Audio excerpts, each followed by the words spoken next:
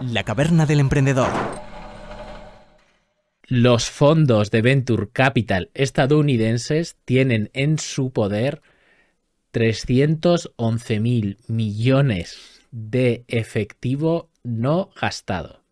¿Qué quiere decir esto? Que solo han desplegado la mitad de los 435.000 millones que recaudaron de inversores durante la era de la pandemia, de 2020 a 2022. ¿Cuál es el problema de esto? Pues que por ese dinero los limited partners, o sea, los inversores en estos fondos, están pagando unas comisiones de gestión por fondos que no se están moviendo.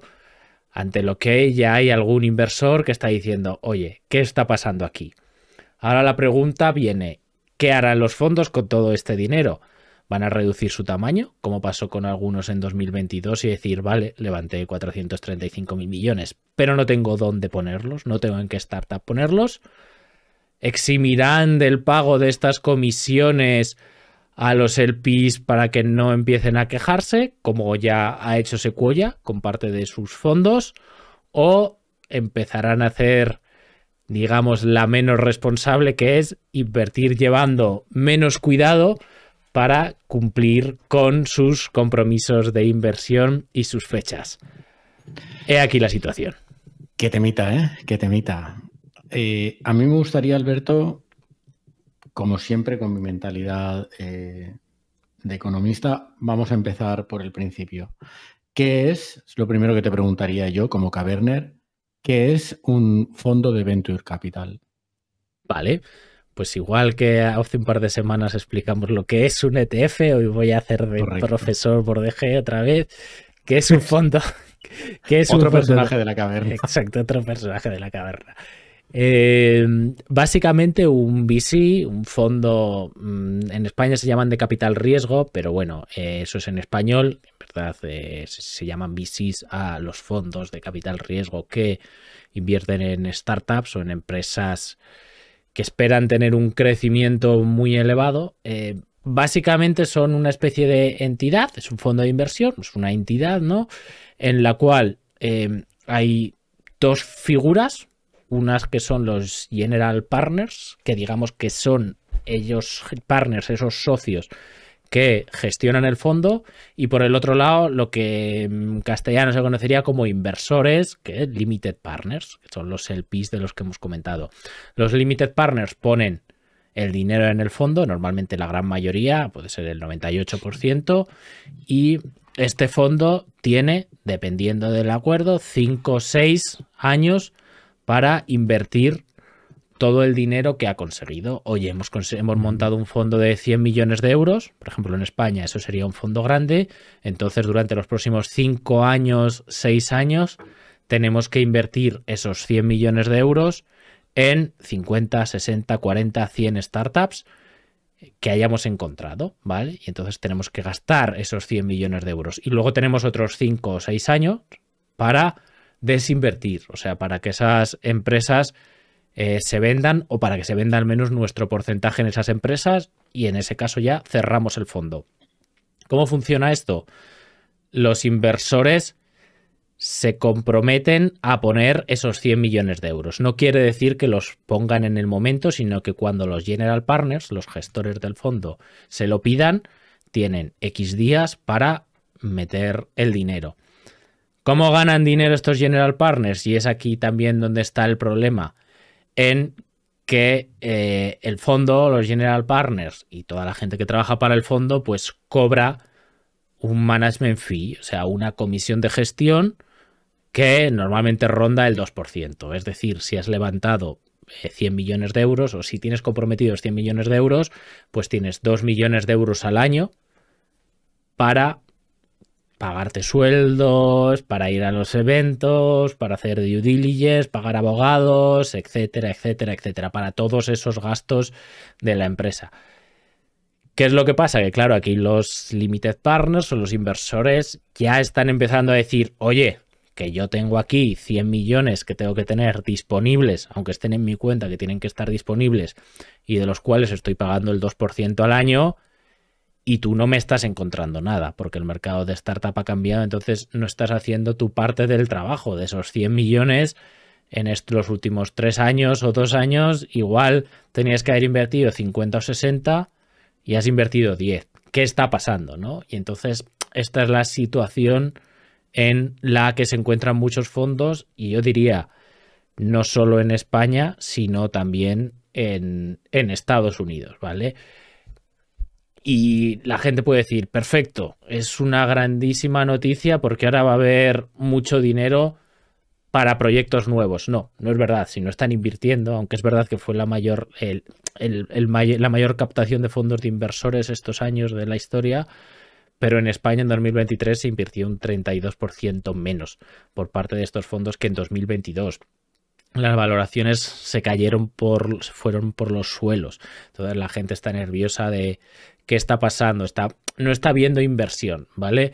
Lo mismo ha pasado con el número de exit o de ventas, que ha caído en el mismo porcentaje, en casi un tercio, 2023 con 2022. Entonces, el mercado se está corrigiendo de una época, en mi opinión, de muchos excesos, en la que había tipos de interés cero durante muchos años, había mucho dinero y las startups eran una de las opciones, digamos, mejores para escapar de esos tipos de interés cero o negativos en algunas letras y obligaciones del tesoro. Entonces, esa es un poco la situación que tenemos y eso es lo que sería un fondo en este momento.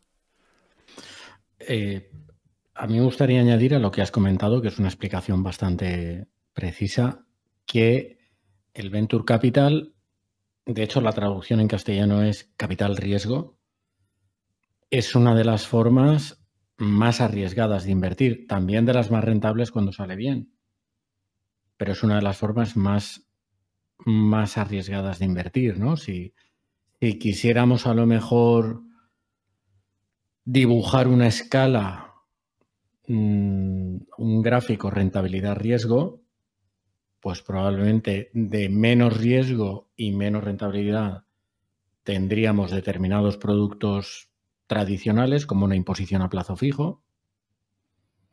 Iríamos aumentando el riesgo, podríamos pasar por el private equity, que ya es una forma de invertir en empresas privadas. Normalmente suelen ser empresas ya más maduras, que con una trayectoria, con una rentabilidad, con un modelo de negocio probado. Y acabaríamos en el Venture Capital, que es la forma más agresiva, por así decirlo, o más valiente de invertir. A ver, sí y no. O sea, es decir, una inversión en... O sea, te voy a llevar un poco la contraria. Una inversión en uno de estos negocios particular sí que es verdad que es tremendamente arriesgado. Una inversión en 60 normalmente no es tan arriesgado como puede parecer, ¿vale? Pero sí que es verdad que en los fondos no es como si tú comprases el Standard & Poor's o la bolsa general, ¿no? Que tú vas a tener, sabes que entre menos 20 y más 50, ¿vale? Pero que de media a lo largo de los años vas a tener esta rentabilidad media, ¿vale? A largo plazo. Aquí en los fondos sí que es verdad que hay una gran diferencia entre los que van bien y los que van mal. Ahora, tampoco yo diría que invertir en un fondo es una de las formas más arriesgadas de invertir tu dinero. Creo que lo que sería una locura es invertir en una o en dos startups o en una o en dos empresas privadas, me da igual que sean startup, porque te lo ha dicho Juanma, tu cuñado, ¿vale? Hater además, ¿vale? Entonces, oye, pues eso sí que es una locura porque es muy potencialmente vas a perder todo el dinero. En un fondo, a poco que mires un poco el track record, como invierten en muchas startups y hacen lo que se conoce como follow-on, o sea, vuelven a invertir en las que van bien, o sea, no empiezan con un ticket tan grande, es muy raro que puedas perder cantidades elevadas de dinero. Ahora sí que es verdad que si eliges mal el fondo, esto te puede pasar. Y también si eliges mal el fondo, que no eliges uno de los ganadores, pues puede que tengas 12 años tu dinero bloqueado y luego te devuelvan lo mismo, ¿sabes? Te devuelvan lo que has puesto, incluso un poco menos o un poco más. Entonces, es arriesgado, sí, pero no tanto como parece, porque hay las universidades en Estados Unidos, fondos de pensiones, incluso todo este tipo de entidades que se conocen por ser o porque deberían ser muy conservadoras, tienen un porcentaje de activos bastante alto asignado a Venture Capital. Ahora, Venture Capital bien hecho. No hay inversión en startup de, oye, yo meto en una startup porque no sé quién me ha dicho que es el futuro. No, a eso no. O sea, creo que hablamos de cosas un poco diferentes. Vale, luego, por ejemplo, ya vamos sacando cositas. Una de las formas de mitigar ese riesgo es que un fondo de Venture Capital suele atomizar mucho su cartera de inversión. Correcto. Ergo, solo necesita encontrar lo que se suele llamar un unicornio, muchas veces, o muy pocos unicornios en relación al número de inversiones que realiza para resultar rentable, ¿no? Correcto. Al final, normalmente lo que buscan es lo que suelen llamar un home run, ¿no? O sea, es decir, de las 50 o 60 en las que voy a invertir, todas tienen que tener potencial de devolverme el fondo entero. Entonces, bueno, pues tienes 50 oportunidades de bateo, ¿no? De que te devuelvan el fondo entero. Oye, que aciertas 3 veces, que es lo que puede hacer un fondo bueno, pues he devuelto el triple, es una rentabilidad bastante interesante en 12 años. Tampoco es una burrada, pero es una rentabilidad muy interesante en 12 años. Que solo he acertado en 2, pues bueno, pues entonces es el doble. Igual no cobro esta comisión de éxito que también existe, que es otra comisión que no hemos comentado. Entonces, es un negocio complejo, pero es un negocio ya, sobre todo en Estados Unidos, bastante maduro.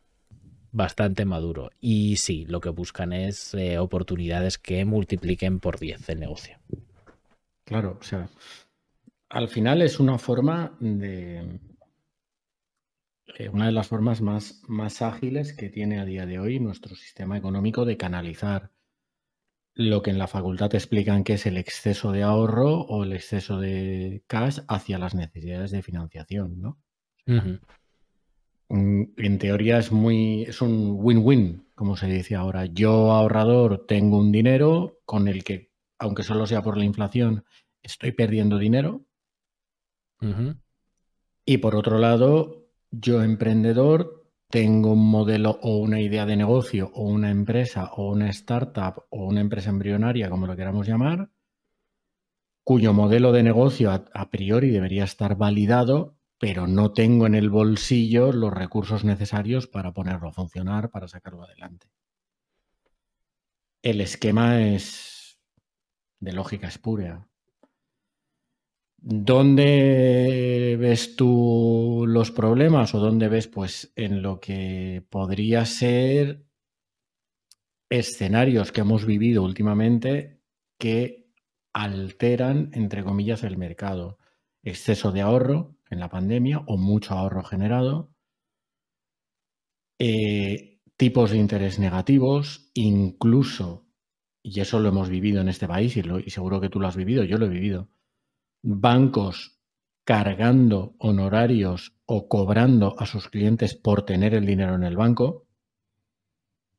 El típico producto refugio de toda la vida, que era producto bancario de renta fija, que decías, bueno, no compenso la inflación, bueno, no saco una rentabilidad para volverse loco, pero por lo menos algo me da. Hemos visto perder dinero con eso y caer ese producto.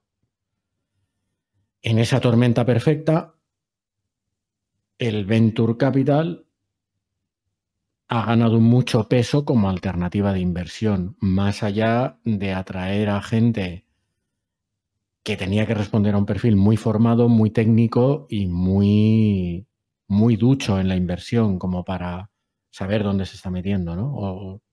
Sí, saber dónde se está metiendo lo que está haciendo.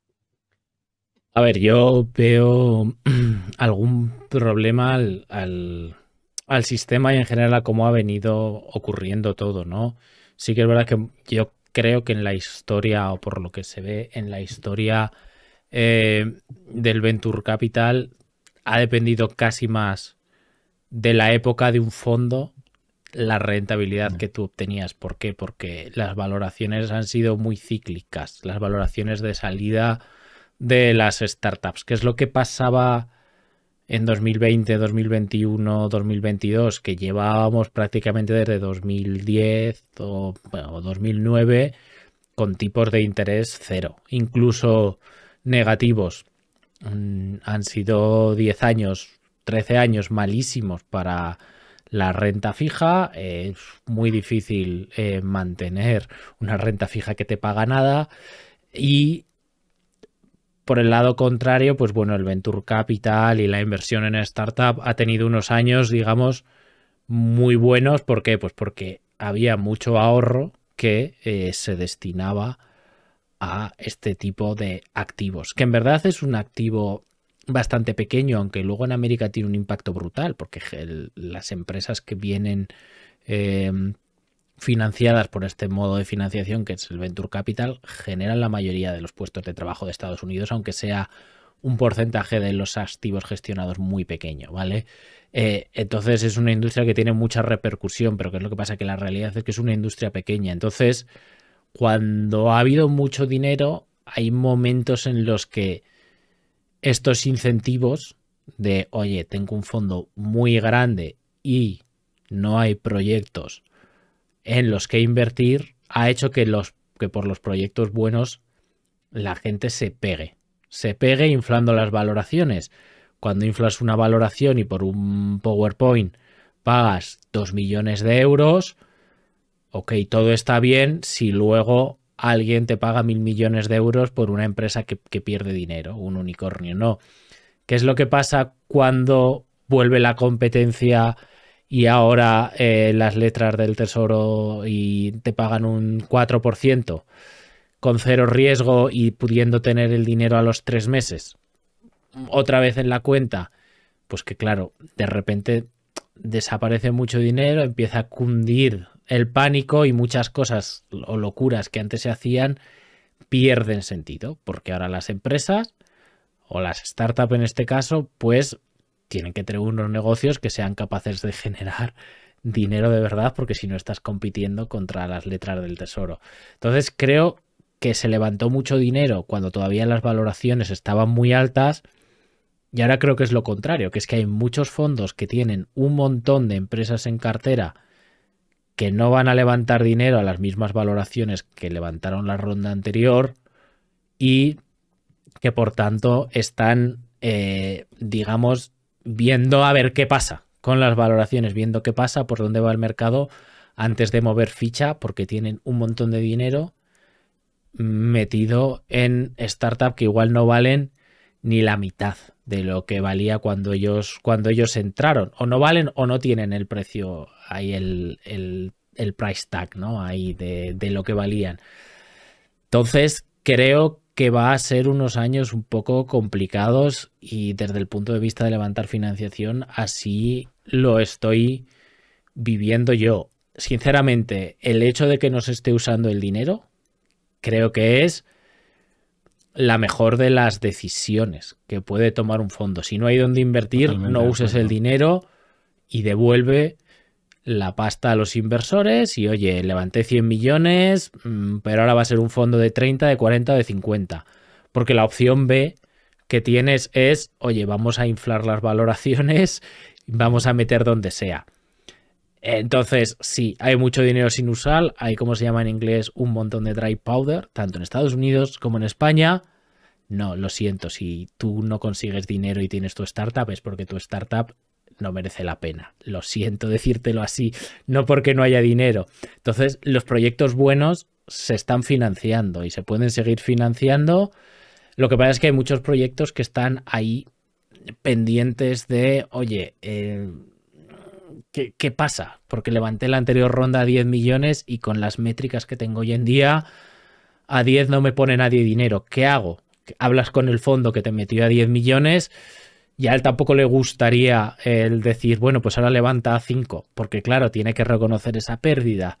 Entonces es una situación un poco de impasse que honestamente yo veo que ya lleva más de 18, 19 meses así y no sé por dónde va a salir, pero aún así creo que no estamos en la peor de las situaciones. La peor de las situaciones sería, aquí no pasa nada, vamos a gastarnos los 100 millones y ya veremos qué pasa dentro de X años cuando hayamos perdido dinero en todos los fondos. Creo, ¿eh? A ver, yo creo que sí, yo creo que ante una situación de incertidumbre en este tipo de mercados, lo más, perdón, lo más prudente es no invertir y no hacer, no voy a entrar en juicios, decir, no vamos a inflar las valoraciones, no voy a acusar a nadie de inflar una valoración, pero es que si empiezas a inyectar dinero, las valoraciones se inflan solas. Correcto. Entonces, esa es un poco la historia. O sea, comparto tu análisis, por lo menos se está actuando de una forma prudente. Y creo que ese tipo de políticas son las que evitan o por lo menos dificultan que se genere una burbuja. Una burbuja entendida como una diferencia entre el valor real o intrínseco de algo y lo que se paga por ese algo. Si no se está pagando o no se está inyectando dinero de una forma un poco artificial, es más difícil que se genere una burbuja. Con lo cual creo que, por lo menos por ahora, no hay síntomas para, no sé, para el alarmismo, ¿no? A ver, hablar de valor intrínseco en una startup es, no sé, como hablar del sexo de los ángeles. Pero bueno, dejando eso aparte, claro, depende mucho, las valoraciones dependen mucho de las expectativas, ¿no? O sea, al final la valoración de una startup, si te soy sincero, normalmente no valen nada. ¿Qué es lo que valen? Pues valen que tienes un equipo bastante potente, que se compromete a estar X años y que si todo sale bien, pues esta empresa valdrá este chorrociento de millones, ¿vale? Y entonces tú ya ahí descuentas tu tasa de riesgo, que puede ser el 50%, como hacen muchos VCs, o la que sea, ¿no? O simplemente descuentas, oye, tengo 100 millones del fondo, si acabo con este porcentaje en la empresa, y cuando se venda, ¿puede devolverme este porcentaje, esos 100 millones? Sí, vale, pues entonces me interesa. ¿No puede devolvérmelo? No, pues entonces no me interesa. Y esa es un poco la lógica de un VC, no es que valga ahora. ¿Cuál es el problema aquí? El problema es ese, que se valoran las empresas en base a las expectativas. Y claro, ahora las expectativas de vender una empresa, una startup a esas valoraciones han desaparecido. Entonces, si tú no tienes esa expectativa, tienes que pagar. Si tienes la expectativa de que lo que antes iba a vender por 100 ahora se va a vender por 50, si todo va bien, pues tienes que pagar la mitad. Y la valoración tiene que ser la mitad. Si una empresa, una startup puede aguantar sin levantar una ronda a la mitad de valoración, lo va a hacer, por no hacer un down round. Entonces, muchas empresas bien gestionadas, buenas, que tengan cash, no van a salir a rondas al mercado ahora mismo. Y las que lo necesiten, pues la mayoría será las que los fondos no quieran meter dinero porque se hayan quedado, porque no sean esas buenas empresas, digamos. Entonces, es una encrucijada un poco complicada, de la cual yo creo que se va a tardar todavía un tiempo en salir. Porque haya dinero sin usar, no creo que en el corto plazo se use, y ojalá no me equivoque, porque si se usa solo para poder justificar las comisiones de gestión, creo que tendremos un problema bastante más gordo a la vuelta de la esquina.